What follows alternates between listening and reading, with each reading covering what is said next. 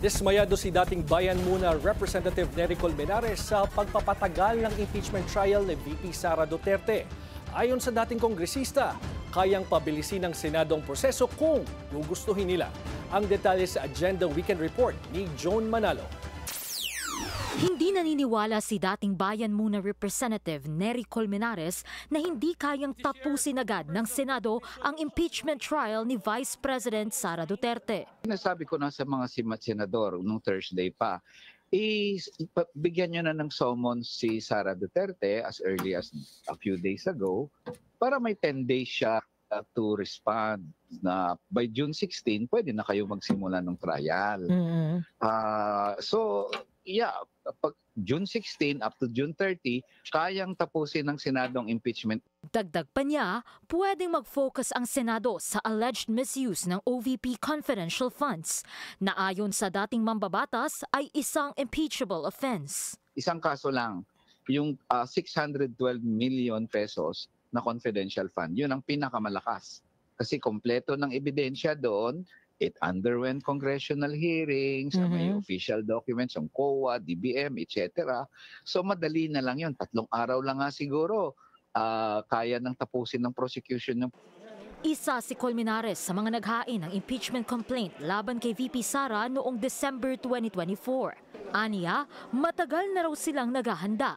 Kaya nakakadismaya na hindi pa rin gumugulong ang impeachment trial hanggang sa ngayon. Matagal na kami naghahanda sana kasi February 5 pa naman nasampayan sa Senado.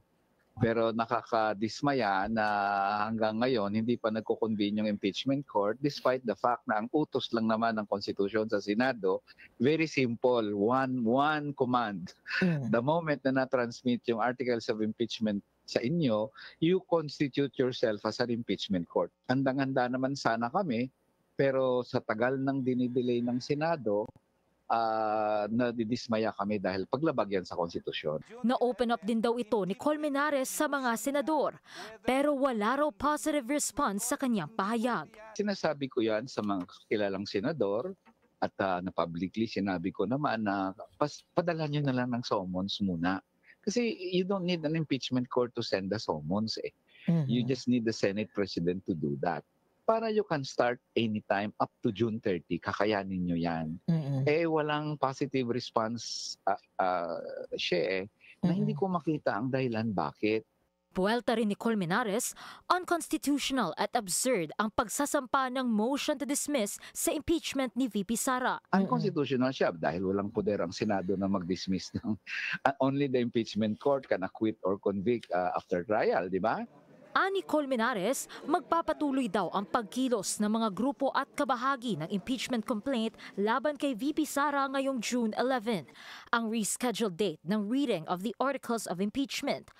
At ang patuloy nilang hinaing, simulan na ang paglilitis para makonvict ang bise. Para sa Agenda, Joan Manalo, Billionaire News Channel.